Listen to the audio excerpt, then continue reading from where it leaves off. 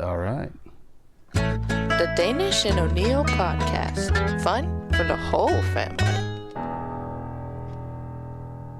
That's right. Nervous about buying a mattress online? Don't be. Helix Sleep has over 12,000 five-star reviews for a reason. Their 2-minute sleep quiz matches you with the mattress that's a perfect fit. Plus, you have 100 nights to try it out risk-free. Helix is offering up to $200 off all mattress orders and 2 free pillows for our listeners at helixsleep.com/D&O, D-A-N-D-O.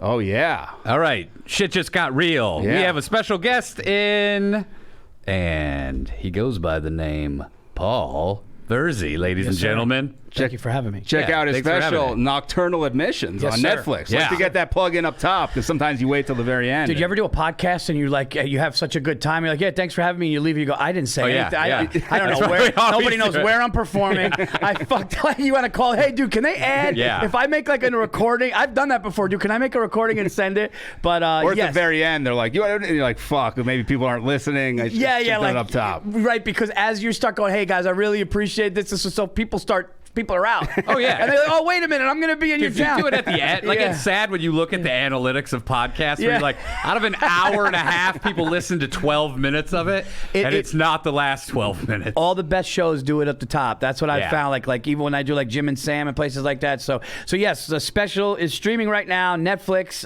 It is called Nocturnal Admissions. I'm completely humbled and grateful. It's doing fantastic, and so check it out. Do they let you know, or they're just like, hey, it's good? Because they don't give numbers, Netflix, right? They kind of hold it close, but my team, like as far as like when I say that, I mean like my manager and the agent, the people that are talking to them, like you kind of know, like you get like a. Do they bribe people It's over there? kinda like, to yeah. release like unknown information? Yeah, it's like Virzi said he'll give you like he'll just be like, Virzi will give you a little scratch. Yeah, Can we give him something here? Or it's like the grading system. They're like, good, fair, strong. Right. Like you're like, give me some real numbers. Like Yeah. we don't do it. I think what was found, especially the first 10 days, was that like it was spreading. Like, wow, this is like really good. And one thing that we kind of did kind of feel is that people aren't leaving it once it's on. Like if it's on for a couple minutes, it's like sometimes you'll hear, the algorithms always say 15 minutes. It looks like the majority of people are like watching my whole special and also watching it multiple times,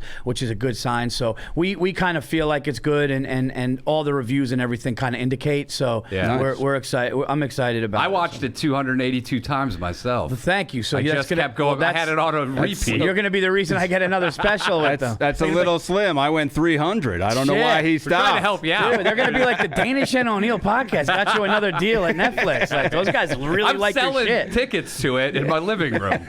You're so- Have people come over there and fucking watch it. No, I actually watched. I'm 18 minutes deep on it. Okay, so you got past the 15. I am, but I'm going back. Okay, good. I'm not good. stopping. Okay, good. Yeah, Yeah. don't because then it'll look. I'm gonna fuck up then your it'll look like you algorithm. fucking bailed out. You're like, yeah, dude, 18 minutes. I was No. Taking the wrong cone. I had to go.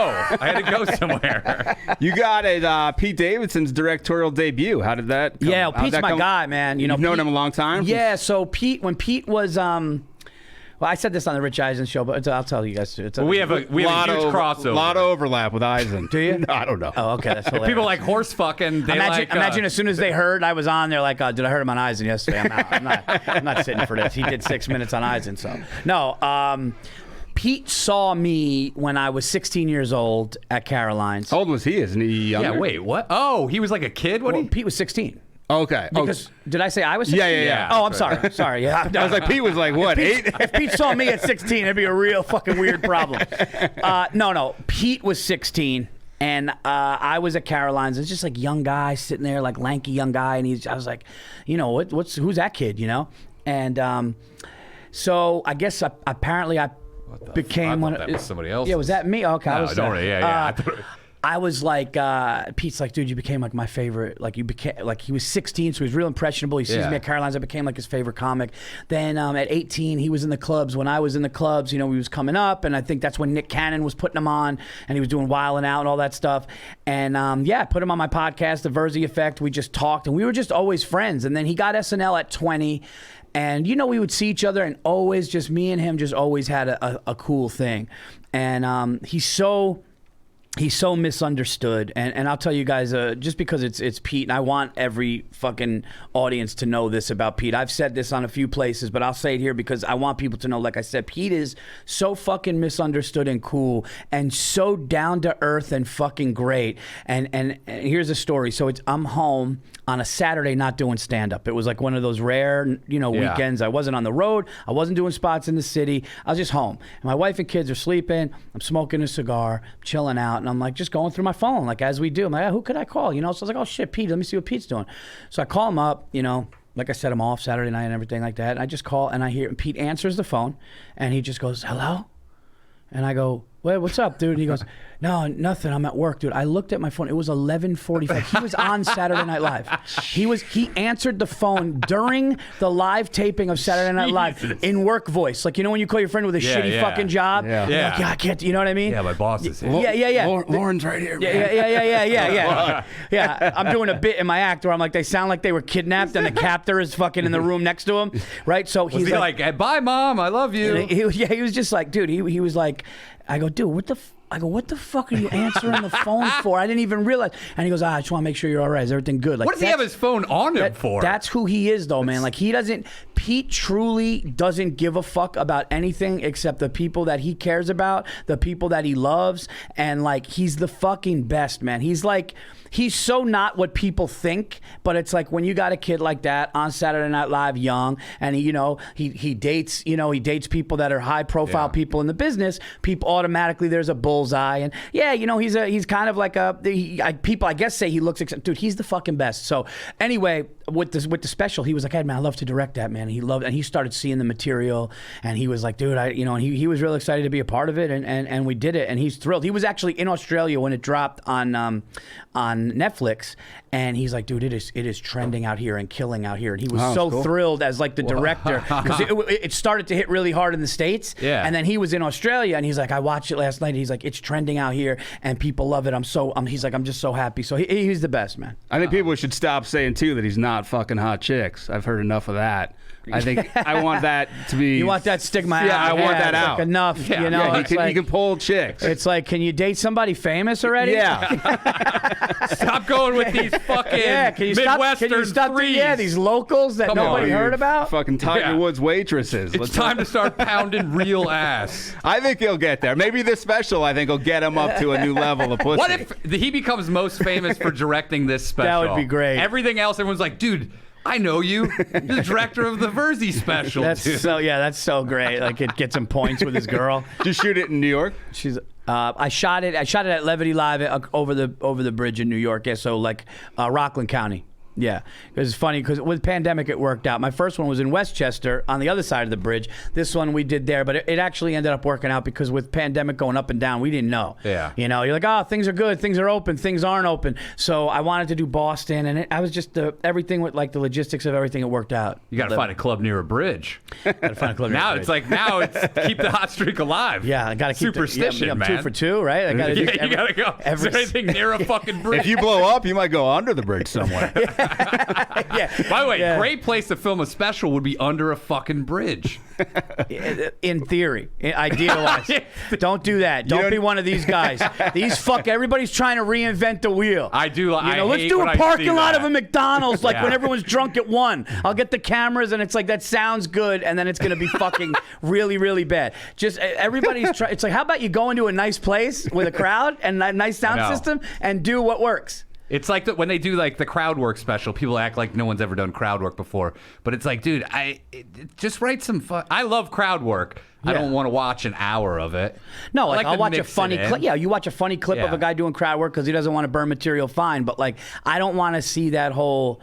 Yeah, everybody, because comedy's so saturated and because so much is coming out, people are trying to do these things, rooftop, the back of a truck, I'm going to be on a fucking overpass. And it's like, yeah, I get it, but it's I think just really good, funny shit through work. Yeah. Well, a good bit and a good stage. Yeah. you're fine. Yeah, like you do don't do a killer joke with the right in the right room. Yeah, Good that's it. lighting, sound. That's all you need. Yeah, pretty soon it's gonna come back around. Guys, I got an idea. Let's do like a club with people. I really think that is the fucking Like, thing. Yeah. What do you guys think about doing like a real theater like they used to? Like, I don't know. With I don't the- know. Yeah, you guys Lighting remember and in the like fucking- 1999 they did theater. Let's do that. No, it's insane. Sooner yeah. or later, people are going to start doing the captions on their specials like they do online. It's like, it's just such it's weird to see how like online is You're going to affected see stand-up. TikTok. I'm serious. You're going to see TikTok specials. You're going to see like segment specials. Yeah. You're going to see everything. But you know, it's kind of like, I look at this. It's kind of like baseball, where people are going like, and I was almost there. Like baseball's dead. Like baseball sucks. It's too long and boring. And I just heard these baseball players say the greatest thing. They go, if you don't want to watch it, then fuck off. Like, this is our game. Our game is 3.5 hours. It's going to be pitchers coming in. It's Yeah. going to be a little time, but it's been a great game forever. It's a pastime. Fuck you and your impatient shit, because we're so used to doing this. Yeah. It's the same thing with comedy. It's like, if you don't want to watch an hour of good comedy, I get it, because if you watch some shitty stuff over time, you don't have patience. But you know what? Give a guy who's like funny and been doing it a long time, give it like, That's the key. an hour of joy? Fuck you, dude. Yeah, Fuck off. Someone who's been doing it a long time. Who's Literally, I'm just saying, people that's what you need. People who've been doing it a long time. Right. A lot of this is like 5 years You're deep. getting 6 right. You're years getting like deep. TikTokers and YouTubers Yeah. in. I just saw and- somebody from F-Boy Island, the first season, some chick. She was at Flappers. I was like, wonder what this chick is up to. She's a hot chick. And then I was like, oh, she's doing comedy now. And I was Yeah. like, holy. And then I looked and she's doing like a shitload of The club problem days. is like, there's no requirements to do. You need to talk. That's it. So it's like, and he was like, "Oh, I did a reality show. Like, let me come over there." Right, But it's like there's a lot more to it than that. Right. And the requirement is a following that'll fill a room. Yeah, right? that's it. For You a know? club, that's all the If criteria a they club need. hears you go, hey, I'll do like 5 sold out shows, and they're like, well, what do you do? And he's like, I'm the guy that juggles hot dogs and the Yeah. all right, Perfect. yeah. Remember Charlie Sheen when he had that whole run? Like he Yes. was doing stand up. He Like was doing during his- he was like doing during like a that meltdown He was and doing arenas. Yeah. They're like, perfect. Come on in. You're on That's how drugs and you're gross- fucking. And he how gross. thought he could do it, and then at first what he went to, he's like, holy fuck. He had never even worked it out. Yeah, people think that you can just walk out there and like it's This so will be easy. ridiculous. Because it's like the X Games. You look at it and you're like, that's easy. He's like, I could flip a snowmobile. but Doesn't look that hard. But when you do it, you're like, oh shit, this ain't easy, man, Yeah. and it hurts. Yeah, you ever watch a baseball game and you see a guy throw 100, which they all do now, Yeah, and you're you're like, like, "Ah, dude, I think I could get a piece. I think I could get a piece. Like I might not, but I'm just gonna swing as soon as he winds up. I could time it up.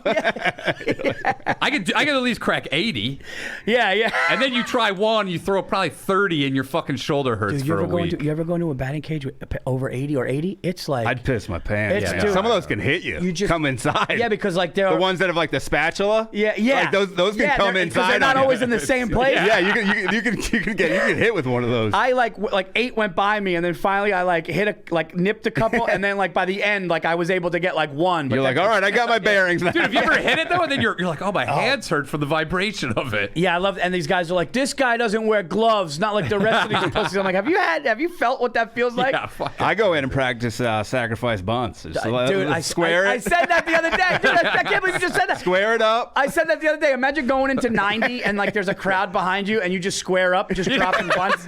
You're like, look at that, right down the baseline. Everyone. Not back to the pitcher. Dude, that third baseman is not expecting that. I'm getting the first. I hustle out of the box and I come back. Dude, but that's Ichiro, first step. even bunting's fucking crazy. Because what if you miss it? Or Yeah. you can get it on It's the just right- hands. you're Depends going- where it is. you're Did you see stepping that right video out in of Ichiro? front. Did you see that video of Ichiro throwing at the bats that were lined up? No. You remember Ichiro, right? Yeah. I saw him throw the pitch this year. He fucking gunned it. Dude, And in full uniform. First of all, if you watch highlights of that guy from right field throwing to home without a bounce, you actually can't believe a human could do it. But he did this thing where he had bats standing up with the fat part of the bat, obviously Yeah. on the ground, so it balances. And there were 3 Like of them. target There were practice. 3 of them, and he was just taking like almost like a pitcher and just nipping the nub of each one, knocking them down. Jesus Like it was Christ. like it was for him. It was like shooting fish. It was unbelievable, man. Shooting fish in a bunch. Great about him is he was like a scrawny dude. It was like you look at him, you would never like if you I saw forgot him. he was a Yankee because it was one of those like Yeah, it was where quick. like those guys that are just like the end, tail like end. Randy Johnson. He was like 41. Was a that Yankee, guy. like a couple. Like, but like there, you always people like he was on your team. You're like, oh wait a minute, that was a cup of coffee. But he was you're right. He's like this little dude. Yeah. Cannon of an arm. So many 200 hits a year. Yeah, he was and crazy. just so like fun to watch. Like almost taken for granted how fucking, those slap grounders just found every hole. I don't know how the body holds up when you're doing that every fucking probably day. steroids. No, I mean I don't know. I know that for certain guys, but he didn't look like a guy that did it. I know I threw the If he football did, around he with. should have did better. He was pretty. Yeah. I was just throwing the football around with my brother-in-law at the beach 2 weeks ago. Fucking shoulder for 2 weeks. Yeah. It was fucking done. I used to have a really good right arm. I'm only 5'8", and they wanted me to play quarterback. I have a really nice right arm, and now It looks good. I actually commented when I go. I saw him in the lobby. But you That so like that fucking kid, right arm. that kid could fucking throw. It looks beautiful. Okay, good special, but nice arm. The fluty of comedy. This is why people are tuning out after 15 minutes. They're like, I can't stop looking at the fucking arm. Look at Like, look at him hold the mic. this guy did 30. That guy could throw the mic probably 80 yards. Yeah, no, the shoulder starts to hurt, man. It's brutal. How old are you? I'm your age. Okay, yeah. So I don't want to reveal it. Oh yeah, no. So once We're all 29. We're all. We just look like Netflix, shit. you listen? We just party. We're comics. No one expects us. There are some comics who've come along. You're like, you're too good looking for comedy. You gotta yeah. go. You gotta act. You can't be shredded. Seeing a guy, I saw a guy that was like not much older than me, and he looked like shit, dude. He's like, oh, I'm like around your age, and I was like, are you? This guy looks fucked up. Let me see your license. I was like, There are guys who've been doing the road a long time. You're like, oh man, that's they're being aged. Yeah, but I got friends my age that look like absolute shit. They look late 50s now. weird when you see like kids from high school, and you're just like, dude, I Yeah. had a couple kids in high school that were like either a year younger or a year older, and they're fucking. My wife was like, oh, look at so and so. She's like, that's him. Like it's brutal, man. I saw a dude. He came up to me. He's like, "Hey, man." And I like didn't know. nothing. And I was like, "Hey." He's like, "You don't know who I am?" And he's like, "I gained like 100 pounds." And I was like, "Oh, what's up, dude?" He said who it was. But then I saw a picture of him. He lost 100. He's back to what he was before. You literally had to put a filter in your mind of like adding 100 pounds. That's You're like, so- now I know who you are. And I was like, no, just out of I did like out of context. I just didn't know who. yeah. You You're look great. It looks like only 80. You look good with some pounds. Yeah. You wear it well. I could. No, like Sometimes though you look younger. You see a guy who puts on like 60 pounds, he looks younger, and then when he loses it, you're like, oh fuck. yeah. There's one guy in New York right now, redheaded dude. He lost like 180 pounds, and he's super skinny and looks like great. And it's like, and then I saw pictures, and you can't even believe it's the same person. Losing 180 is fucking like Yeah, sometimes though in the face you're like you should have put it back on. Like you look worse. There are some Thin. people that like almost look meant to be fat. Yes. Right? Like you The just face. Like, it You're like, doesn't yeah, thin face isn't good for you. Paul Giamatti, did you see him when he lost? He was like, Did he lose Well, he weight? wasn't fat, but he was, wasn't in great shape. And then in the last season of Billions, he lost a bunch of weight, and I was like, oh, he looks 20 years older. looks more shitty because it's like something. Yeah. Yeah, you can see everything better. He didn't have great bone structure to begin with, so it was like now you're accentuating it. Right. It's not looking great. It's not flat. I was like, you got to gain the weight back. Yeah. You got to. Which his agents were probably telling him too, like, hey, some of these rolls are dried up. You got to put those pounds on. Get fat, Paul. We knew a guy who since passed away. He was a comedy store guy. He worked a lot. This guy's name was Fat James, and he wore an Elvis pompadour. He's a real fucking weirdo character. Rest his soul. Yeah, he weighed like, 400 pounds? Had to have, yeah. He's like not a tall guy. So he went to his agent, and he's like, hey, everything's great. I lost like 20 pounds. And the guy goes, give me your gym membership. Cut it in half. And he goes, you lose any more weight, I'm dropping you. Because he was only getting freak show roles. Yeah, he had like an odd. He wasn't a very talented guy, so like fat was his selling point. Yeah. I mean, his name, he went up as Fat James. Like, so That was his stage yeah, name. Yeah. So Yeah. it was, Oof. so yeah, they made, we were like, man, what a business. What a dumb question by me. That's his stage name. No, his mother named him Fat James. and out of the womb, Fat James. She took a look at him. I think it's gonna fit. Yeah, he came out. He was like extra fat. The doctor was like, "It's gonna be a big boy." I call him Fat James. It was PHAT, so he just happened to be fat FAT as well. Like, is that so baby fat? No, that's gonna be lifetime. That is work. adult fat. He was Jack, though. That's- He was a Marine. He was jacked, and then he found his wife cheating on him. No, is that right? And then this is this is how Ari Shafir tells it because he knew the story.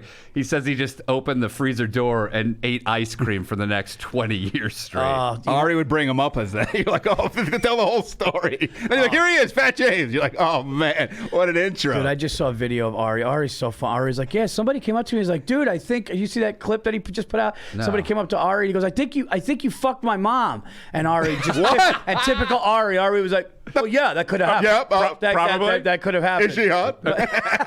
What was it? He's like, I fuck, so yeah. Show me a picture. Oh, yeah, I did fuck your mom. Very nice. She's very. Was his mom 18 when he had? Ari loves the 18-year-old. But here's the thing. Very tight pussy. Here's the thing about that guy James, and rest his soul. But like, it's wild to me, and I'm not trying to say it's weakness because I know people go through things. I saw my parents divorced, but it's weird that a woman could like, or a breakup, either one. I guess a woman or man breaks up with you. And you just fucking just. That's when you get shredded. Right, like that's the weird thing. It's like so. He went the opposite way. You're letting the pain that somebody else gave you fuck you up. Yeah. As opposed to like you should just get the spite of like I'm gonna get as shredded like as I've she ever should been. get fat. It should be like Fat Jane after that happens. And James. Yeah, it defeated him. He was defeated clearly. Permanently. Yeah, he was 40. He had to have been 400 pounds. Yeah, he was a big dude. He didn't Real smell over 380, though. Oh God, jeez. There was I'm glad Sorry, I, God bless his soul. I'm glad I didn't eat before that, dude. That shit like smells and puke fucked me up. Oh, dude, smells. I have some fucking. Dude, smells? My wife thinks I have some sort of autistic smelling, like highly sensitive. Yeah, dude. 'Cause I pick up shit and I'm like, I'm done. When my kids were young and I would change their diaper, I was fine. Even any diaper, like shit, piss, fine. When it's your own, I have two Any kids. puke. When you have your own kids, though, it's different. No, but than- any puking was something. Oh, puking, Dude, you're not good. I remember one time, they're not even really friends anymore, and she won't hear this, but my wife had a friend who had a baby, and the kid was like, not great looking, and that already fucking skeeved me out, But whatever. So I'm sitting there, and she goes, "Oh, let Paul hold the baby," so I'm sitting on the couch, and they give me this kid, and dude, he's just laying there, his head. I'm looking, and dude, just like. Puke just oozed out of the side, and my wife knows I can handle shit, but I can't handle. And I just go, dude. And I looked at my wife. I was like, get this thing the fuck away, like get this thing the fuck out of here. And like I tried to be nice, like oh yeah, and I almost threw up. I almost threw up everything. on the baby. You're like, I'm gonna throw up on this baby's head. Get it And then out of they're here. yelling in the kitchen. There's puke. He puked. Do the baby? No, Paul puked all over the baby's head. He's gonna drown. Throw it on its side. You have kids? I have two. Yeah. Oh yeah. Yeah, young. 4 and 10 months. Oh wow! So, yeah, I'm in it. I'm 13 and 10, and it's man. And I know it sounds corny and cliche, but dude, you have kids or no? No kids. Dude, it's fast, man. You're gonna be at the 4-year-old. Oh, it turns- like it's fast at their game like that. Adult time is way faster in general, but then with kids, it's like twice of what it was. Well, before. that's what they say. They say like the older we get, like the years and holidays just come quicker. Oh, and yeah. and it's fucking nuts, dude. Yeah. And then if you have kids, it goes even faster. Yeah, because That's why I'm not having You're in a kids. routine, yeah, because you're just trying to hold trying on to to fucking- You're trying to try to hold get on to that more time. time. Yeah, trying to for hold on to yourself. medium Yeah. fast. Not this is the 80 mile per hour batting cage speed with kids. He's in Yeah. like the 70s. Yeah, yeah. Oh yeah, drop 55 it down. just so you could lace it yeah, down the line. okay. So I look like a fucking stud. You go into the 45, but little kids think you're a god. Yeah. Look at this guy. Fuck this guy at the Fucking 90. animal. What's this who's guy all- doing podcasts And then for? you're like, that's 90, guys. Yeah, oh yeah, to a little kid. I just write. I have a sticker that says 90 on the outside of the fucking thing. So people are like, Jesus, this guy's a fuck. Were you yeah, pro? 45 to an 8-year-old that you could just tell him anything. Yeah. Oh, that's great. Do you live in New York City or you live outside? I live in Westchester. So I'm right now. We live up in the country. I live about an hour 5 away from Manhattan. Okay, so you drive in. How long you been out of the? I'm always fascinated because I always toy with the idea of moving outside the fucking You can't move to New York City. city. You can't move to New York City. Yeah, no, Right now, I think I'm the saying rent's living never been higher. I toy with living outside of a large city in the country, Yeah. and then fucking. Well, commuting I in. mean, Westchester County. So I was born in Yonkers, which is right outside the Bronx. DMX. Right? And right outside the Bronx. So it's like, so there's like Yankee Stadium. That's the Bronx. You go up a little north, like 2, 3, 5 minutes, you're in Yonkers, and then all of a sudden Westchester County opens up. So so Westchester County is a nice suburb outside the city. So yeah, I drive in. The time I'm going in as a comic, it's always late. It's fine. So I'm not. It's not like peak time. And it's beautiful, man. I'm up in the country. My buddy Giannis Pappas, who's a comic, great comic. He kept visiting me with his girl, and then they ended up getting a house on our block. He lives shit. He lives 6 houses down on the same side of the street. Oh wow, you're an influencer. It's real estate influencer. Really, yeah. Dude, David Letterman lives in our neighborhood. You just see him jogging in fucking like 1990 basketball shorts. Yeah, dude, it's wild. With that beard's moving around. He's got like these like he's like wearing basketball shorts. He's jogging. He's not a young guy. Jogging, out there man. jogging. Dude, I saw him, and like we gotta leave him alone. People leave him alone. He's got like fucking 100 acres or whatever. But he's just jogging, and it was fucking pouring, man. So like I'm driving and like I just see, and I know it's him at first. Just see this decrepit big white beard, and he had these fucking like Allen Iverson 1996 shorts that were almost at his ankles. Like he looked like he was like an N1 basketball. You shopping player. at Ross? Yeah, he looked like a fucking N1 basketball. He looked fucking homeless. I'm not gonna lie. He had like orange fucking Asics. What'd you say? Get out of our fucking neighborhood. Dude, he had like the horrible sneakers, these baggy shorts and everything, and he's just jogging. I'm going, who is this fucking guy? It looked like a homeless, sick Santa that like without the hat. Just like anorexic Santa. If Santa just fucking just was like It's literally like crystal meth Santa. Yeah, like Santa just fucking left the North Pole. Just like he just told what's her name. He couldn't handle Mrs. Claus's shit anymore. Hanging out with Kid Rock. And then yeah. He's like, I'm going down south to bang crack whores. Yeah. I'm hanging out with Ari, banging people's mothers. And all of a sudden it just starts pouring. And he's fucking jogging, and I literally felt so bad that I was gonna be like, "Hey, dude," but I didn't. And then another car did. Another car actually stopped. So, like, I was like, "Hey, dude, you want to get in?" He had his headphones on. He just put his hands up. Maybe that was his security No, thank detail. you. No, thank you. No, it was like some fucking soccer mom or whatever. She's like, "Do you need?" And he was just like, "No." And he had and he just fucking.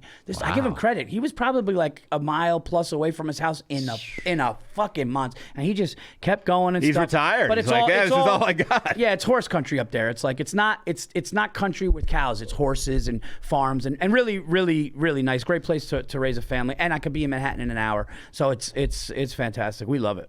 Yeah, well, that's the Indiana spirit. You always run, no matter what the fucking. He was weather from is. Indiana. Yeah, Ball State. Oh yeah, Ball State. I saw them get the shit kicked out. I saw them get fucked up by Penn State last year.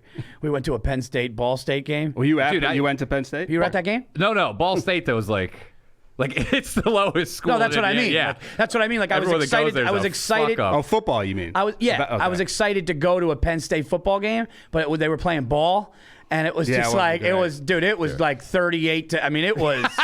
It looked like they were practicing. It looked like they were just like, you guys want to come down and have a scrimmage? Oh, dude, I don't know in like front of our fans. Decent person that went to Ball State ever. Of everyone I know in Indiana that went to Ball State, it was like the dregs of society. Really? Yeah. So Oh, it's Ball not State hard is to get in. known. Oh no. Now, I think they pay you to fucking go there.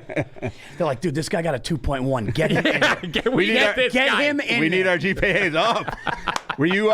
You did a gig at Penn State? Yes.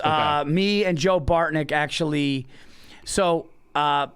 Bill Burr's a dear friend of mine. He's a mentor of mine, and Same as us. I stopped. Yeah, Kidding. Oh, okay. So Did Bill, you see his bear video? Bill, what's that? We got to ask you about the bear video. No, I didn't see it. Okay. We'll get to it. We'll get to it in a minute. So I haven't opened for Bill in like 5 years. It just got. I started headlining all over the place. But we had a tradition that we would do, where we would always go to one college football game. All of us, though, not just like all of us as friends and everything like that. So we did like Notre Dame at Notre Dame under the lights against USC. So you're like bucket listing college football. We did like Michigan at the Big House. We did the Gators at the Swamp. We did LSU, all that stuff. So we're like, hey man, like why don't we ever go like East Coast, like Penn State? So we decided to do that, and yeah. So Bartnick and I, we opened for Bill in the arena they have there, and then the next morning we went out to the game. They played Ball State. Really cool, man. Really like good time. Penn State's a bitch to get to, man. It's Yeah. in the middle of nowhere. Yeah, it really is in the middle of nowhere. People couldn't be nicer. State College is like, it's all about the team. Quiet, yeah. But the weird yeah. thing about stuff like that is like, it is like Dude, I was even telling Barton because he's from Pittsburgh, and I love Pittsburgh. I think it's underrated. But when you go there, and I'm not even joking, like this, it is all about the team. Like, first of all, domestic violence goes through the roof when the Steelers are bad.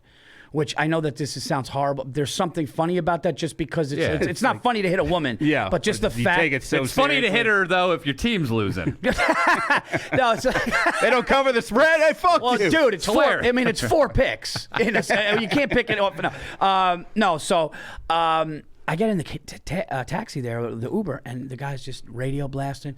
Yeah, dude, we're just sorry, man. You mind if I listen to this sports? I'm like, no, dude, I love sports. Like, yeah, man, we're just Roethlisberger's gone. We don't. Then the next Uber I get into, yeah, dude, we just don't know what to do a quarterback out here. And I'm going, dude, the season ended 2 weeks ago. You fucking lunatic. Sports talk, dude. You go to some of these towns, man. Yeah. Some of these towns, even great towns, it's about either the college team doing cult. good. It really is like that. Like the temperature of the team is kind of the temperature of the town, and that's kind of wild. I don't know if it's a nice, cool America thing or if it's a little weird. I don't know. If you go to like sleepy state, like Indiana's a prime example. You go to Indiana University, like the basketball team there, it's fucking like especially when Bobby Knight was coaching. Yeah. Like that was it.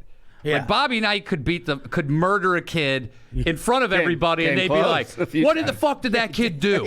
What did that kid fucking do to provoke Bobby Knight?" Like the cult of Bobby Knight and all that was like insane. How nuts do you have to be seriously to fucking hit your partner, whether it's a man or a woman? But how nuts do you have to be because your team is losing? You just start taking it out physically. It's like it's like mental dude, you're illness. not doing it. They're not helping you. I mean, you're going to work. Like, No, you get nothing when they win. Like you don't get. I said there's no reward. I said that the other day on stage. I think I was in San Diego, and I go, if my Yankees or Giants or Knicks win, and I'm thrilled, it really does. There's no tax break. There's nothing. It's like a 10-minute celebration you watch on TV. You're like, of other people. You feel good for like a day. And you tell your friends, yeah, and then all of a sudden it goes to, I hope they don't trade. So, and you're back to this fucking weird hamster wheel. But you know what? They should do that for spousal abuse. If the team wins, then the spouse should get something like a new car. Right. Then if they're losing, then they get hit. It would make more. So there's like a legal incentive. So if they win the fucking championship, then you have to you got to get a new house or something. It would make more sense if you could only draft players who are from where the team is from. Like the level of pride. So then it's like, we don't want to look like... Yeah, see that... So we don't want to look like fucking pussies and let these New Yorkers... You know what I mean? But if these guys are from all over the world, that would be awesome, because then you could be like, hey, our town breeds the better player. Yeah, or our city. And I love how we go like, oh, the world champion, the world champion. It's like, no, the world champion is like, you didn't play Venezuela and then fucking Argentina. Like, yeah, it's like, it's just like American arrogance. What's it We're saying? thinking, well, if you play in the United States, you win, then clearly we dominate fucking Zimbabwe. Yeah, it's funny when you watch like the UFC and they're like the number 1 contender in the world, and you're like, there's a guy sitting somewhere that could when there's like 18 different organizations as well, like, so they don't fight all the other guys. Yes, that's exactly right. Oh yeah, there's guys in the rankings, you're like, oh, the number 3 guys in Bellator right now. People in Russia who are fucking that's why the dictator guy is training in where in Chechnya? Chechnya. This guy is like his own MMA league, and they're all in the UFC, and they all have the chin, but they all look alike. They have similar names. It's like their national sport is MMA. Yeah, that's so funny. But it's like you grew up in a war-torn country. It's like, yeah, I'll go fight fucking 3 rounds. Yeah, and that's why I think one of the most impressive things that we've ever seen in sports, and I am by no means am I a hockey guy at all, but those kids beating Russia in 1980 in the Olympics, dude, yeah. Think of that's like what you're saying, like get your local guys. We got kids from like Minnesota, Boston, the young kids, like kind of punks, and they're playing that machine and winning. Like that's world champ shit. Yeah. And Kurt Russell was coaching him. What? Kurt Russell was coaching him in a plaid jacket. That movie? I didn't even know Kurt Russell was a coach until I saw the movie. What a speech he came up. No, Herb Brooks, rest his soul. But yeah, dude, that movie, like, as a non-hockey guy, if you like sports movies, that's like, if you don't like that, you're just a contrarian fucking piece of shit. You're anti-American. You're anti-American. You're anti-like... You're anti-inspiration. Yeah. You're like, fuck inspiration. Yeah, it's like, You could hate it, but you still gonna walk away go, I feel fucking great. It's like, it was kind of like, Top Gun, Maverick. Dude, great fucking movie. I'll tell you what, though. You know what's happening? And I'm telling you, this is happening, dude. these fucking pilots now, ever since commercial pilots are banking a little too hard after that movie. These fucking guys. You think they saw it? Oh, dude, they're riding the wave. Dude, I was on a Delta flight that this guy was doing shit that you shouldn't do, and I go, this guy saw Maverick last night. He's like, I don't want to be a commercial pilot anymore. Dude, I watched it in the theater, and there was a United pilot next to me, and he started jerking off. That's He started pulling his dick out, started jerking it. And I go, what are you doing? He's like, oh. You mad? You know, like people dress up. Like JetBlue guys, every pilot's online. Like, I gotta see this shit. You know, people dress up for, like, Star Wars. But if you looked over and there's a guy dressed in fucking pilot, you're like, what's this fucking guy doing? He's got a hat on, all the flair they wear on. You're like, what are you doing? You could do that with anything, though. Like Forrest Gump for the second time, you're wearing the hat. Yeah. You're just sitting there in that. That's great. That's like, this guy's cosplaying. When we saw Borat the movie, when Borat movie came out, the first one, the original, which was great for like however long, and then you're like, when everyone started doing the my what, you're like, all right, I've had enough. But of it. one guy came to the theater. The theater was packed. One guy came to the theater. Oh, in the suit? In full on Ali G. He came. Full on. This yellow. Guy dude, yellow, like full on. Like, he did. Like, it was Ali G. He's just sitting there. He was like tall. It kind of looked like him. And he just sat and watched it. I was like, all right, that's great. This guy, we went to your buddy. A friend of mine, he had a show and he was having a premiere. I actually live with him, and he liked to fuck with me a lot. And he's like, the only way you can come is if you dress up like Ollie G, because he's like, your face looks a lot like him. And Wait, in like, the party? To the premiere. And I was like, I guess I'll do it. He had a show on Comedy Central. So I was like, yeah, fuck it, I'll do it. So I did it, and once I got in, I was like, oh shit, I do kind of look like him. You look just like I'm like similar height, so I went. And this was years ago when Ollie G, this is before Borat. Wait, Sacha Baron Cohen wasn't there, was he? No. Okay. So this girl comes up to me, and she thought, like 100% thought I was him. And I was like speaking as little as I could, and I think she's like, let me get a picture with you. Like, oh my God. They looked identical. So she probably like to this day is like, I met Sacha Baron Cohen. They're like, I can't believe they got Ollie G to come to the Dude, he was more quiet than I thought. He didn't say a lot. Mainly just said Booyakasha. I don't know why. Oh, you know what? Oh, so we got what kind of mattress you sleeping on? Helix. Hey! Oh, well, he's already sold. All right. He's already sold. Wait, what? I got a midnight. Medium firm. Medium firm, okay. Yeah, medium. I got the midnight. I think that's what I got as well. I got the Didn't you guys just extras? Well, we did the pre-read. Oh, shit. You got to do the mid-read. Yeah. Oh, nice. What is this, your first podcast? Yeah. First Helix ad read? It's your 100th podcast of the week. You're like, I forgot what they're advertising. I've been on so many podcasts. All right. Yeah. Everybody knows. Pretty soon I know the reads. I've been on such a fucking... I'm like, you know what, dude? You tired? Let me fucking do it. I'll bang that out. You guys missed the free pillow. Yeah. You missed 2 free pillows. Don't forget. Yeah, come on, guys. Plug that. I would love to go on another podcast with a Helix. I'd be like, dude, let me just jump in right now. That would be really fun if you had a guest who was so knows them all. It's like, dude, I have to bang that out for you real quick, much quicker. Can I give you some tips after? You know how you spice up that read. You could skip through some of the bullet points. They're fine with it. Drop down to here. My sales are good. Trust me, the Helix is happy with it. I cut out the fat. But look, you know, and I know, everybody in here knows, even Aaron, that everybody has their own unique way of sleeping. Yeah, even those fat sleepers that sleep hot. Yep, well, they've got the mattress for plus-size folks. Yeah, they're called plus size. I'm sorry. Helix, yeah, they have different terminology than us comics. Yeah, they can't be like, hey, you fat fucks that sweat all night. We got a fan built in this fucking thing. Which I think, though, some people would appreciate that. They'd be like, I like how they say that. You fat fucks, we're going to get 2 pillows and a fan. We've got refrigerator coils that float through the middle of the mattress. Just plug it in. Yeah, you can put food inside that keep it cool. Look, the plus size folks, you don't have to plug in anything. You're going to sleep cool. You just got to take their 2-minute quiz. They're going to match you with the model that is best for you. I was nervous. I took the quiz. It turns out I got the most amazing mattress of my life. I don't even like going on the road because I have to deal with the hotel mattress. Well, he has to bring the Helix and check it at the my writer says I have to have a Helix waiting for me so I can take it to the in the hotel. green room. These guys on a green room on the Helix in the green room on a bed. They got soft, medium, firm. Mattress is great for cooling you down if you sleep hot. Mattress is great for spinal alignment. If you're looking for a mattress, take the quiz. Order the mattress that you're matched to, and the mattress comes right to your door, shipped for free. Yep. It's the #1 best overall mattress in 2020 by GQ and Wired Magazine. So take it. By the way, they have a 10-year warranty. You can also try it out for 100 nights, risk-free. And they'll even pick it up if you don't love it, but you're going to love it because everybody loves it. Helix even has financing options and flexible payments, so a great night's sleep is never very far away. Just go to helixsleep.com/D-A-N-D-O, D-A-N-D-O. Helix is offering up to $200 off all mattress orders, and like we mentioned, 2 free pillows for our listeners at helixsleep.com/D-A-N-D-O, D-A-N-D-O.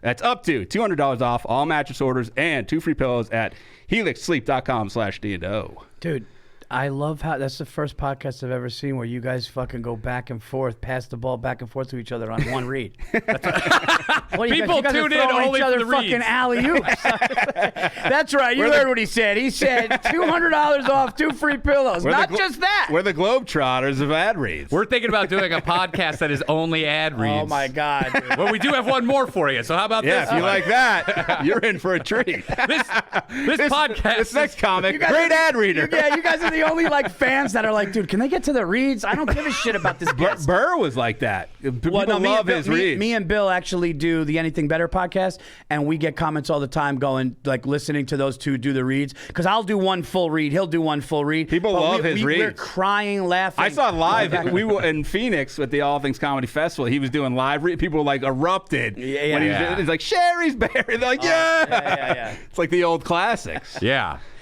But this podcast is also, it's sponsored by BetterHelp. Yeah, now a word from our I know sponsor. BetterHelp well. Now we have a word from our sponsor. How's Yeah. your mental health? Everybody feeling all right? I mean, we're all damaged, Yeah, but we're I'm all- doing all right. He's coming off a Netflix special. He's on a high. Yes. But if you're on a low, you better call that BetterHelp. If your Netflix special is not performing well, then look, BetterHelp is the place you need to call. Because guess what? You are your most valuable asset. Yeah. You got a car, you take care of your car. You got a brain, treat it the same fucking way. You got to take, excuse my Jesus. language. That's I've had to call BetterHelp to get rid of some of these swear words in my mind. It's online therapy. You're angry during that read. They offer video, phone. They even have live chat only therapy sessions, so you don't have to see anyone on camera if you don't want to. Because sometimes people aren't that attractive. You don't want to look at them. Or you're not feeling up to your best. You don't want to Yep. do your hair, whatever.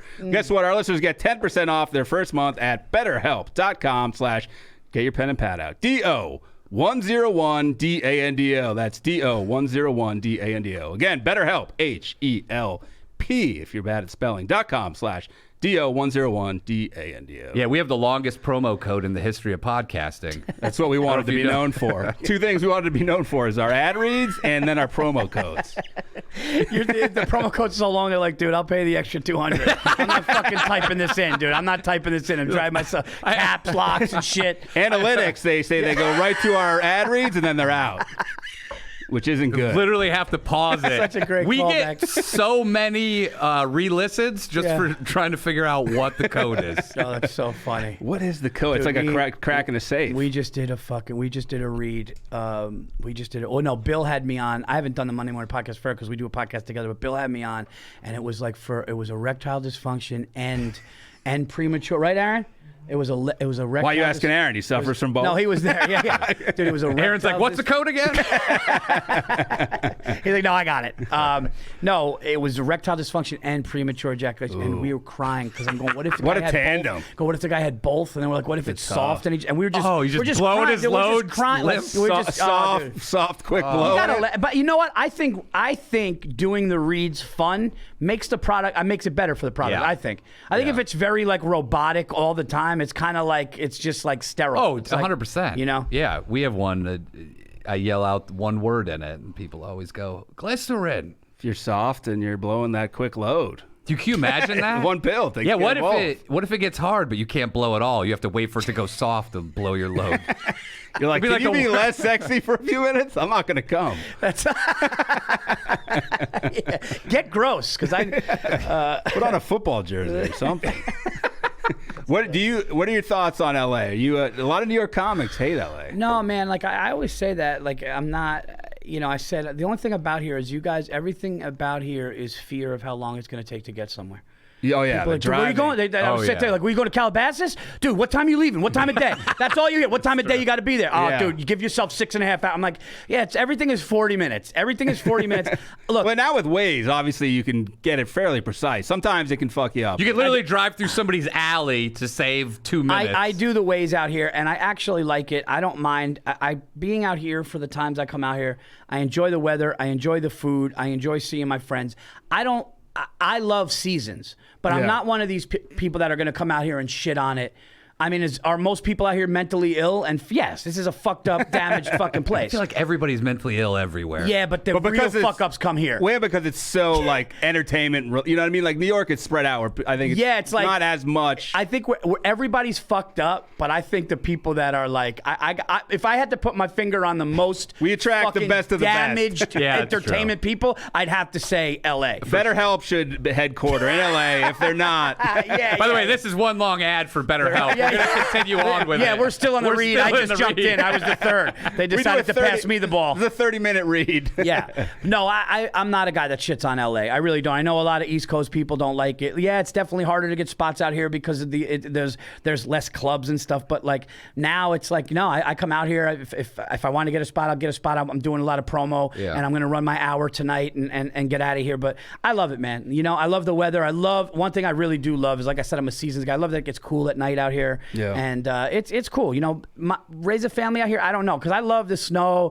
I love like all that East Coast shit that I grew up with, and my kids love it too. But here's another cliche: an hour to the snow, an hour to the beach. Yeah, that's true. Then an hour to Aaron's house for swingers parties. Yeah. Yeah. Well, that never hurts. You're like, I can't come with the baby crying, Aaron. Somebody go in there and quiet it down. Aaron's, no baby cry. I got a Helix. The Helix stops the baby from crying. The ultimate swingers bed. A Helix crib. We've got it for swingers. A Helix crib. Like take your baby. Your 10-month-old guy.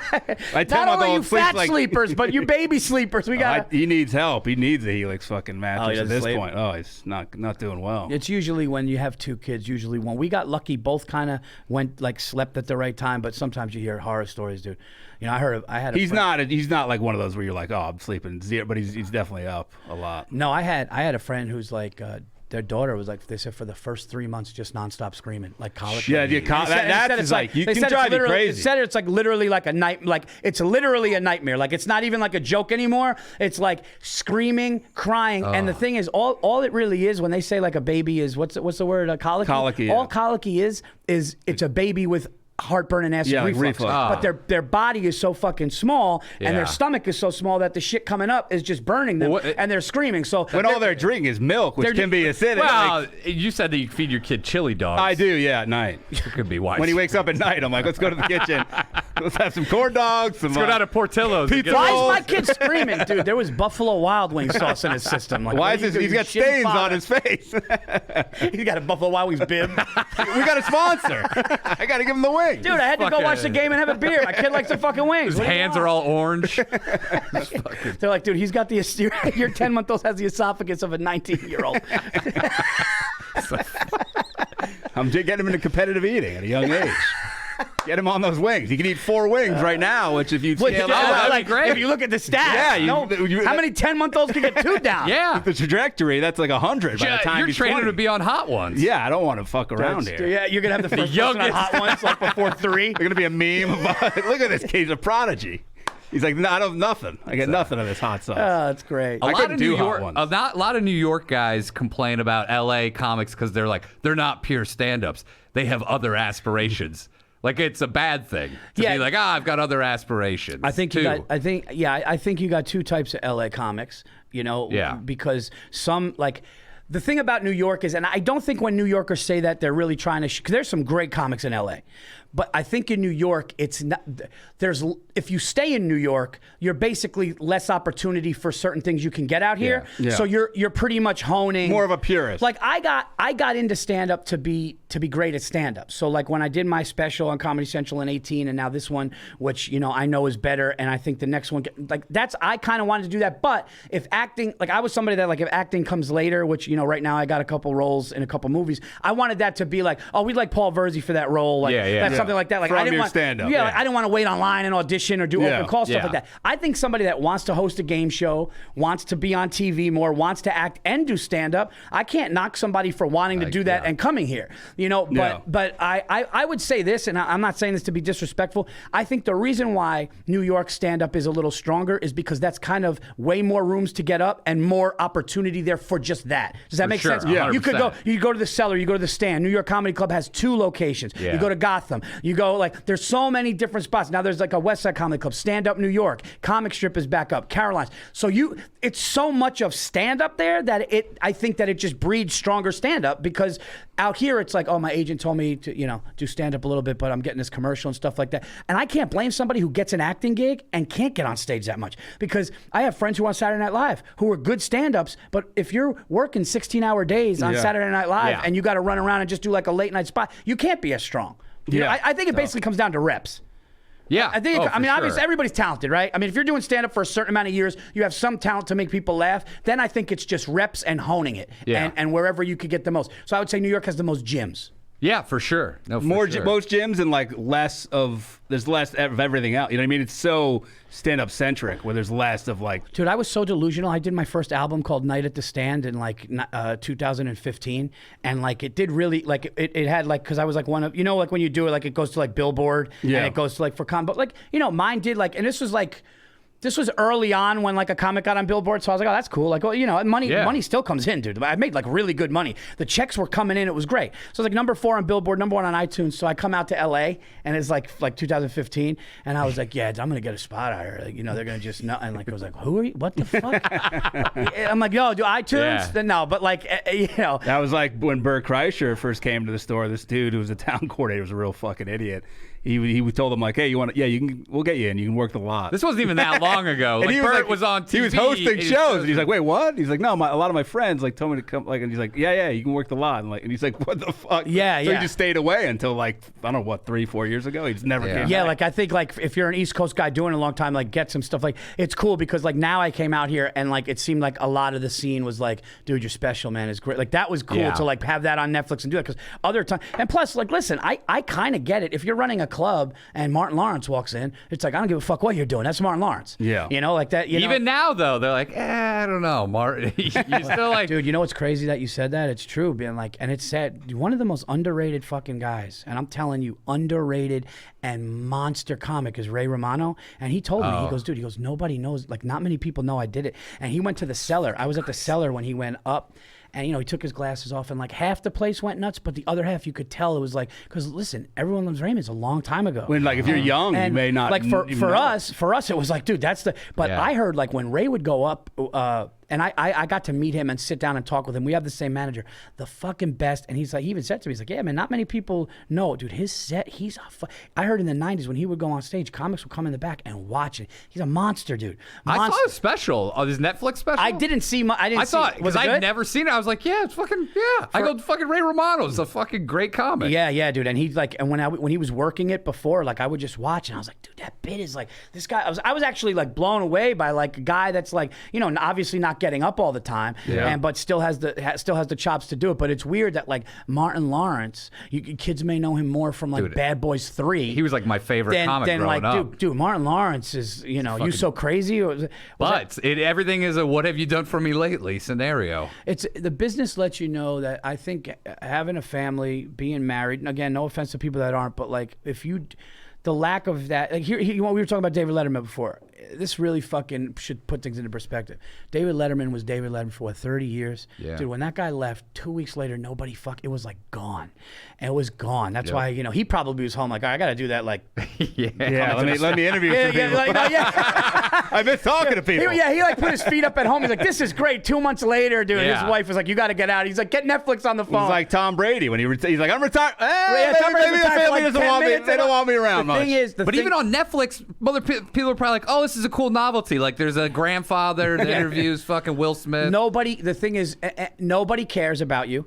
They care about you at the time, and you see it. You'll see it. You do a big podcast, you do a big show, you do a Netflix thing, and everyone's want to fuck with you, right? Yeah. And we've seen it. We see it every week. We fucking you go do something someone likes, and then nobody fucking remembers you at all. You know what I mean? It's that's the thing. And when everything's fleeting. And if it's gonna happen to David Letterman, who had the biggest fucking show forever, everybody wanted to get it. It was the most respected show after Carson, and then all of a sudden, now the guy's jogging in the rain in fucking Iverson shorts. It just goes to show. It's like, enjoy, do it. You know what it is, man? I don't think people do what they like love it. Like, love it. Like, love what you do. you put hard work in, you put something good out, but I'm gonna stay at home, chill with my kids for a little bit, then get back to it, and you got to have myself. an outside life that you enjoy and build it, because when it goes away, and who knows, maybe you're down for several years and then you come, who knows, anything can happen, but when you're down, you need to have a support system of a family where you can go, okay, this is all kind of a facade anyway. Yeah, like to not know that that's the case is kind of like there's something sad about that, to not know. It's like you got like everything in the world you ever need, brother. You know what I mean? You got a 4-year-old, you got a 10. Like, what the fuck you doing comedy, doing a podcast with your friend? It's like people don't look at that. They look at like, what the fuck I got to do? Oh, so-and-so did that. And that's the other thing. People look at other people. It's like, what the fuck? Who gives a fuck with that? That's not your thing. That's not your path. When it's like, it's what's weird is because art's not meant to be competitive, but in stand up, you know what I mean? Like in certain avenues, it is like you're like, oh, I got to do that, but it's like, no, just do what you want to do. There were times where I would see a comic get something, and I would like believe in my heart. I'd be like, dude, I go toe to toe. I could fuck with that guy. I go toe to toe, and like but then I'm going, no. But in that moment, it was time for that person to get that at that time, and then now here I am. I'm sitting with a really successful Netflix special, which was a dream, but it was just because I put my head down and did the work, and people saw it and was like, You got to put the blinders on too. You're like, I can't look at what this person has or this person, because that's not for me. This is my path. And you know what's funny about that is Netflix basically like kind of was like they had to see it. So we were kind of told, if I'm being honest, we were kind of told like no, because of plus pandemic played a big part. There was a big backup of specials because pandemic paused everything. So now you got all these people that they probably already work with, and then my thing. So they were kind of like even with Pete, even with All Things Comedy behind me, they were like, hey man, like we love Paul, we're a fan, but kind of like the nice no. And then they saw the shit and they were like, this kind of belongs here. So that just was letting me know, like it kind of validated the work. It validated the work. That's how I got Montreal. I got Montreal. They basically, this is how I got Montreal Comedy Festival in 2013. Okay, and for any comics listening to this, man, take this, because this is as real as it can get when you're trying to get something that you want to achieve. If it's not for industry, for you, because industry is whatever now. But I auditioned. I went 10th out of 10 on the audition, and I had the best. The first 2 years that I auditioned for Montreal, I had a great audition, and then the callback, I had a really good set.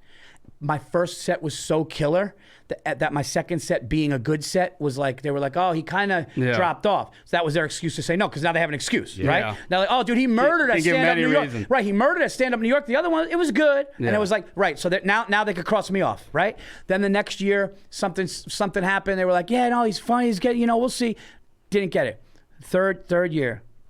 2013, I go 10th out of 10th on the line. Actually, ironically, Pete Davidson flew in to do that showcase. It was at Broadway Comedy Club late at night. I was sick. I kind of had like I always call it my like Jordan flu game. I was sitting back there. I felt like shit. They're going, dude, you're going 10th out of 10th. Dragged an IV tree on the stage. I'm sitting back there and I'm just going like, this sucks. I have a cold. And I'm like, these fuckers are going to, they're going to try to, use an excuse to say no. So I'm just going to get my energy up. I'm going to do it. I go, and I end up having the set of everybody. I did. I went 10th out of 10. I had the best set. And they recognized that. And then they were like, my manager's like, they said they're waiting. They're going to get a call. They said, they're waiting. It's kind of weird that they're waiting. And my managers call me up and they said, come to the office. So I go. Their office was on top of the stand in New York City. And I go, look, they said it was one of the hardest phone calls that they had to make for the thing. They said that you had the best audition and that you belong there, and you will be at JFL, and you will go to another JFL, whether it's, Chicago, Vancouver, Toronto, and you will go to Montreal. It's just this year, this and that, and all this stuff. And then I just go, well, you know what then? Maybe should I not audition anymore? Because everybody saw what I did. They saw what I did. Maybe not. And long story short, it was like the greatest no you could hear. I will give them credit for, like, they did say, like, this is like kind of on us. Yeah. And in their defense, 2 weeks before Montreal, I got a text and they said, JFL wants to know if you're available for Montreal at this time. And I didn't know what that meant. I'm like, and then I was like, Montreal? And they were like, yeah, dude, they just said you belong there and this and that. So like so the point of the story is like that the next year or that same? No, that year. That same year. That same year. I got like, that. Hey, we can't stop thinking about this guy. I think they were just kind of like, dude, like this is supposed to be like the best festival in the world. And the guy kind of earned it. Yeah. Like a guy kind of earned it. And we said no. And they know that. They talk. Yeah. And they're kind of like, you know what I mean? So, but it was the work, and it's the same thing with the special. You should have said no. You're like, you know what? I'm not interested. Yeah, fuck off. I don't want to do it. Yeah. You don't want me right away? I'm out. I'm going to this new festival in Ohio that started. Who is this? Lose my number. You had your chance. You blew it. And because that's the thing, man. We're so fucking dumb sometimes. Like, we're so like, I remember I was on when I opened for Burr years ago on his bus tour. I'm on the bus with him and we're driving. And I go, you know what? I forgot what agency it was. I go, some fucking big agency. I go, you know what, man? I'm going to go up to them when I see them and be like, you know what, man? Go fuck you. How dumb is it? You know, go fuck yourself, okay? You know, you're going to wish one day and all this stuff. And Bill just goes, why would you do that? and then I ended up like getting a big agency later. It's like, because it's just in your mind, you think, but it's like the whole point of all this is just do the work, have fun, and get better, and good things will happen. You know? Yeah, you got to keep your head down and don't predict the outcome. It will never be what you think it's going to be. And it'll never be the road. It'll never be the road. Oh, I'm going to go down this thing and get there. No, you may go here. You have to go here. Eventually get there. You know. I wish with entertainment it was like go to school, go to med school. You get your degree. Then you have the path. But there's no path. By year 8, you're a movie star. You're filling theaters. Everything will be great. Yeah. You're a resident. There was no podcasting when we started. I know. Imagine that. Like, out of the blue, it comes up. Who would have thought everybody has a fucking podcast? I know. Everybody's got a fucking radio show. Isn't it unbelievable? It's crazy. I was like, I didn't drop out of college to be like, Helix Mattress, everybody. Like that. Those are the morning shows I wanted to go on. Yeah. And now we're doing them. Yeah. You guys like beer coasters? Well, listen. Bud Light's got a new, and I'm just going like my kids hear me yelling. I know. You're like, what are you doing, Dad? When now that you have the special, like, are you being recognized like around where you live, like with your kids' school and stuff? Is Letterman coming up to you when you're jogging? He's like, hey, I'm on Netflix as well. Dude, it's raining, Dave. It's me. Netflix brothers, get it? Yeah, come over tonight. Let's talk Netflix. It's cool. It's cool now because like everybody who sees it. What was really nice was when it came out, people were like, thank you, Netflix, for giving us a special that's 60 minutes of like jokes, and that made me feel good because it was like, this guy belongs here, and it was really cool because I was like on the same column as like my hero, which is like Eddie Murphy Raw. Yeah. And I'm up there, but what made me feel good was everybody was seeing, going, hey man, I saw it, and then so-and-so said to see it, and like really funny. So yeah, I'm getting recognized in a really positive way. And do you like that interaction, like where you like with your kids and stuff, or you just kind of like the people in our neighborhood are kind of, there's a couple of people that like go a little over, like, dude, I saw this, we gotta fuck, you know. Yeah. Dude, I had dude, one guy, you want to laugh, dude? One guy saw me and my son. I took my son to Yankee Stadium on a whim. Right? This is hilarious. I see my son, I go into my son's room, 5 o'clock, Yankees are playing at 7. We're 2 hours away. My wife and daughter are going to a girlfriend's house, going to a house to do something. So she goes, are you going to take Lucas for dinner? Yeah. So I go in his room. I go, hey, buddy, what do you want to do? You want to like play video games or whatever? And I just go, fuck it. How about we go to the stadium? You want to go to the stadium? I said, the Yankees are playing the Reds. You want to go? He's like, before I finish, he's like on his second button of his jersey. And my wife's like, really, Paul, you're going to take him to the States? It's fucking Tuesday night, really? Because I don't give a fuck about spending. So I'm like, yeah, we're getting good seats too. We go down. I'm online. This is after a special came out. Dude runs up to me, hits me on the arm. I swear to God, he goes, Paul? He goes, yeah, dude, we went to fucking middle school together. You remember? And I kind of like, goes, yeah, dude. I go, yeah, man, dude, congratulations. Dude, we're going to hang out. I haven't seen you since fucking 6th grade. Could you imagine how weird would that fucking interaction? Oh, dude, yeah. You become best friends. You haven't hung out with a kid since 6th or 7th grade. Yeah, dude, no. How about, should the family come over? Should we barbecue? Jesus. Yeah, like some people. Did he live near where you live? Some people, not now, but like when younger. But like some people, and I understand. I think some people from those local places are like looking at me, going like, "Wow, this guy did something, and that's really cool, and I knew him, and I'm proud." Some people say nice messages like that, but then some people are kind of like want to associate. Yeah, they'll write like, "He was always fun. We used to hang. I used to do this and that." I know him. I know he was at my house. Played all the baseball time. with him. And I just love when people are like, "Hey, dude, like really funny special." Like my kids feel that and see that, and they keep it moving. Quick, yeah. Because that'd be tough when you're sitting there. If you sit next to somebody that recognizes you and the whole time they want to fucking talk to you, that would be my nightmare. Yeah, because it's funny. It's cool at first. You're like, dude, for like 5 minutes. My work got recognized, and I got recognized for doing something really cool. You're flattered. And then all of a sudden, it's just you're like, oh, okay. dude. Yeah. And then when you said that, it's the hot girl burden where you're like, I like the attention. The worst is when it's positive, but then they go, the one thing though, I don't know if I would have done. It's like, just like, dude, I get the fuck. Or they're like, you know who's special? I really like. Then they one up you with another special. What do you think about? What do you think of so and so? He's good. Tim Dillon's special though was like a whole. You're like, okay. People that critique it, I'd be like, give me your notes, and then I'm gonna send them to see if we can re-edit and then have Netflix re-release it. You know what? I'm glad you told me that because Are you available to direct next one? Because I'm looking for somebody. I know you're in construction, but I would love to have you come over. Yeah, everybody's a fucking Note my special. But no, if you have a special, I like specials with a lot of filler. That's me. I like the jokes to be really spread out, so I have time to comprehend them.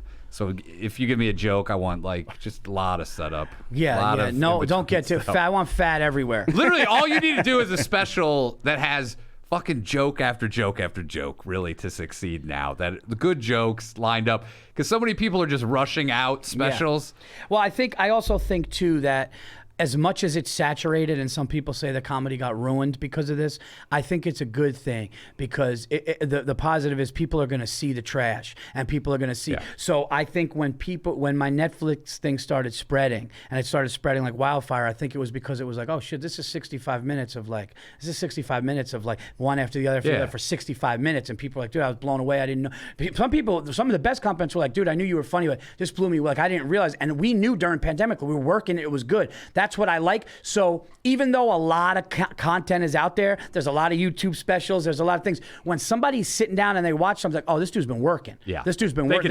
This is, you've been doing this years. Like this person's been doing it for decades, and now they're, you can't be. It's very rare, I should say, that a 6-year comic. A 7-year comic is going to just get to a level that, and it's almost like you wouldn't want to even showcase yourself like that because like when somebody's like, yeah, dude, I'm not even making this up. There's a guy like 7 years in, he's like, yeah, dude, I'm on my 3rd album. I'm like, yeah, well, fucking burn the first 2. Well, I don't know. Unless he's a prodigy. Well, I mean, there's Eddie Murphy, though. That's about the only guy. Chappelle and Murphy are outliers. They're not the... That's why I don't want to say, I take back saying burn your first 2 because I don't know who that person is. Yeah. But the chances... But you're one in a generation. It's just like, dude, Eddie Murphy did like Raw at 25, Delirious at 22. I was like, that's nuts. It's like being like, well, I'm going to play basketball. I want to be like LeBron. But it's like, no, that LeBron's one of one. That's it. Yeah. But Eddie Murphy he was at 7 years. He started when he was 15, which I feel like shapes your mind comedy-wise. Like you're still developing. Yeah. It almost shapes it into a comedy machine. Yeah. And he was also...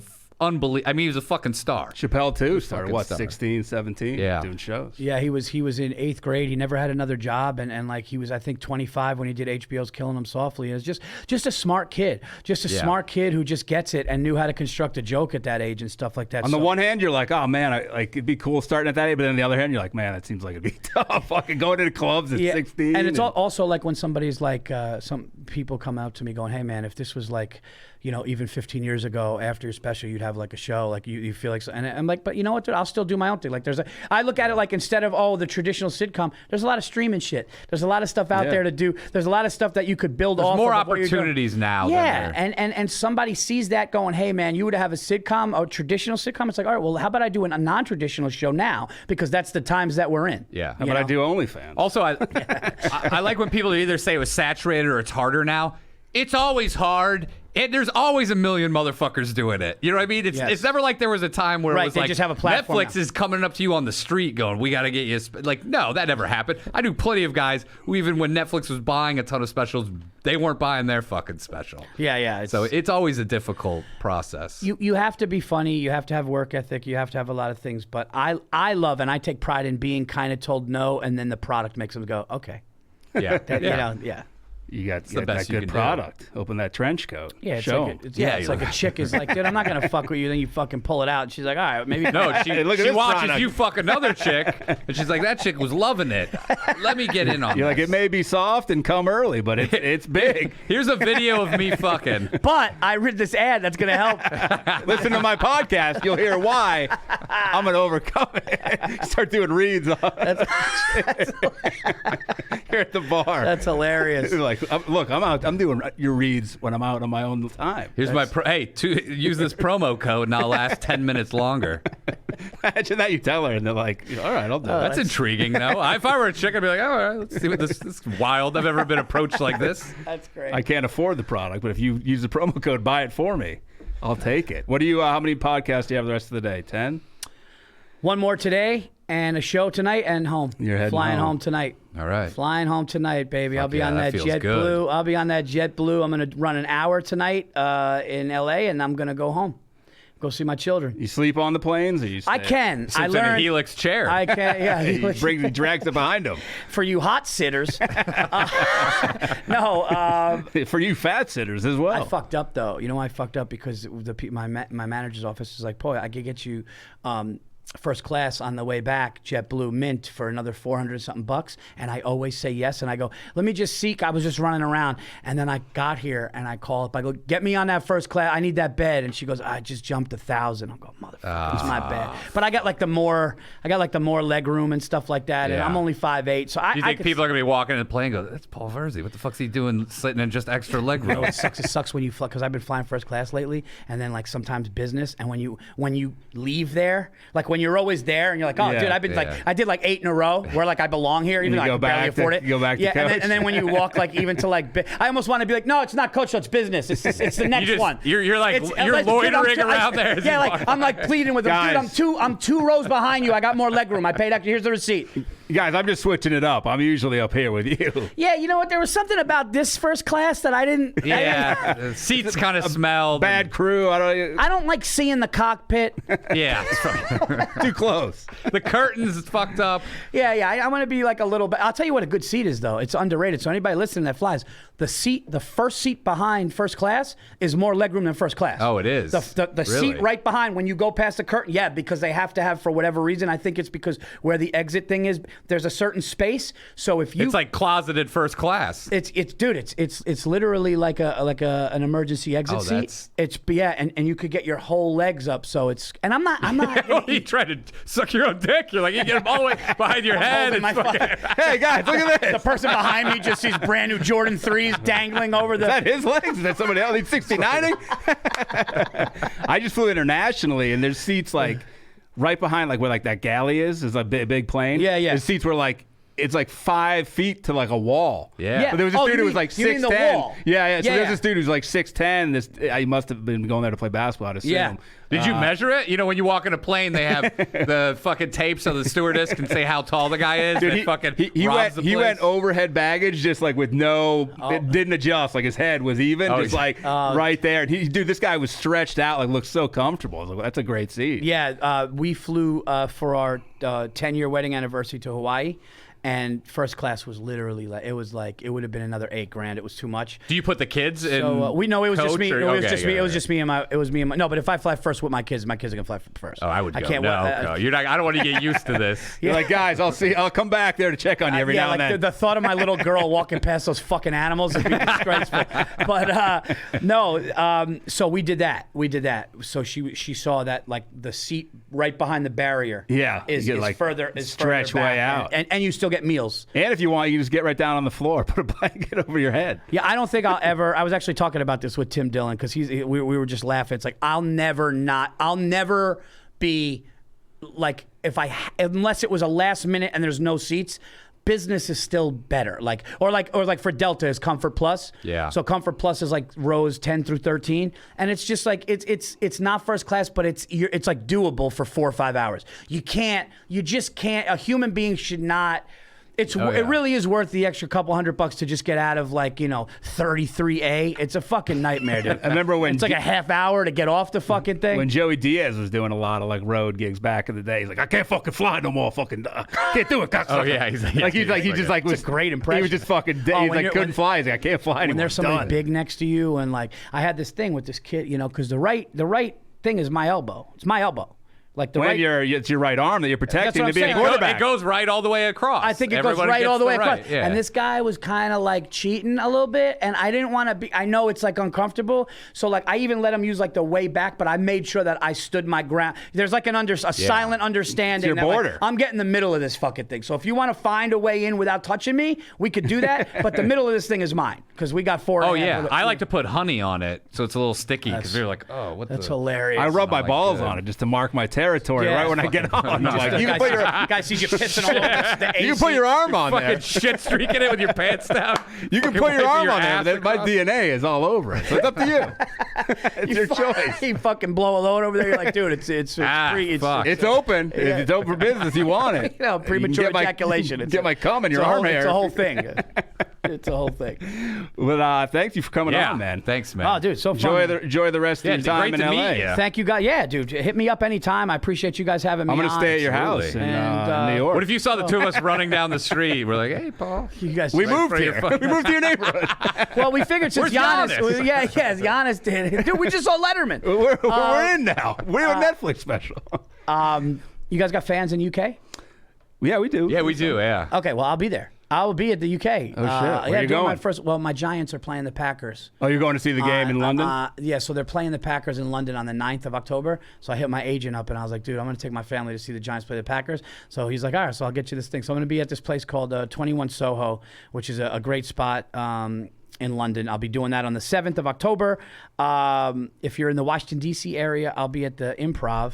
The DC Improv, October 19th, the Philly Punchline, the 20th, the day after, going to London. I'll be in Pottsville or something in Soul Joe's Comedy Dome. I'll be at Soul Joe's September 17th. Eleanor Kerrigan loves Soul Joe's. Dude, Soul Joe's is a pretty, dude, he really created something where when the pandemic, he made this he literally made this outdoor looking dome thing. Is it like BYO seat? Bring your own seat? Yeah, like lawn chairs?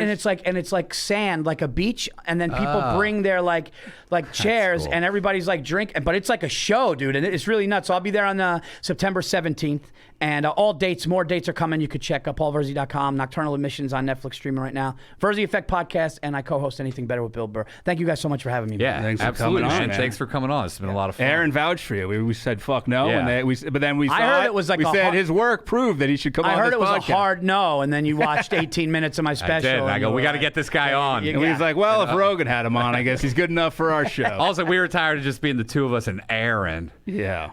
Do you guys usually do guests or no? We Here do and guests there. every Mix once in a them while. in. Yeah, we do. Usually it's just the two of us, but yeah, we'll go on a little streak of. It's hard to find people that fit in with what we do too. Yes. So we always have a lot of the repeats that people like because Yeah. sometimes people even like a name won't get as many views as this fucking Earl Skakel's back telling fucking stories of growing up in Bel Air. Right. Tough life. Well, if you guys want to Zoom with me because you're going to get good reviews on this one, we could do it. We're going to get that Virzi Yeah, bump. we might have to give it. You're going to get 8 more fucking fans, dude. You're going to get 8 more Twitter followers. Like, I went to middle school with that guy. Great having him on. We're hanging out. He's bringing the fans. I'm hanging out with you two as well. You show up at my door with a 10-month-old. And, You're like, my kid's here to sleep poorly in your house. Dad, there's a guy in a Celtics hat outside with 2 babies. Is eating wings for some reason. The baby's puking. Yeah, thanks again, and good luck on the rest of your fucking journey. Dude, thank you so here. much, man. Yeah, All right. appreciate you. We'll get cross outta paths here. again, I'm Hopefully. sure. Aaron, I'm hitting All the right, song. sweet. Goodbye. They call me the Danish. Danish and Oreo.